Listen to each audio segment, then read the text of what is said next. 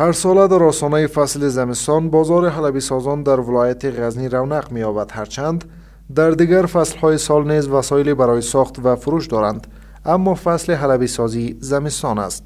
کیفیت وسایل حلبی که در غزنی تولید می شود با کالاهای مشابه خارجی تغییرات زیادی ندارد، اما مردم به نسبت قیمت ارزان آن راضی هستند و بازار فروش آن خوب است. کاروبار من الحمدلله خوب است.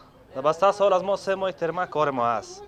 همیشه که دولت اسلامی آماده است، خاطر امنیت ما بسیار خوشحال هستیم. قراری است شبکه تا 10-11 بشه همینجا کار مونیم. نزدیک شده از زمستون صاحب، خوب خرید و فروش است. ناشکری نمونیم صاحب، اطراف مباره شهر خو یک دانه مباره دیگه کلشون اطراف مرسه.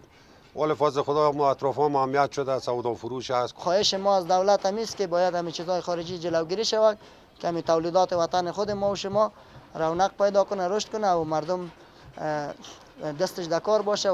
از سوی هم مسئولان محلی غزنی از حمایت صنعتکاران در این ولایت خبر داده میگویند تمامی تلاششان را در بهبود وضعیت صنعت حلبی سازی به خرج خواهند داد. په غزنی ولایت کې موږ هغه شیانو ته یا هغه اجناسو ته چې په هیواد کې تولیدېږي نو موږ کوشش او هلې ځلې کړي چې هغو ته د بازار موندنې پیدا کړو او خپلو اړونده ریاستو ته مو په دې برخه کې لازمې سپارښتنې کړي دي.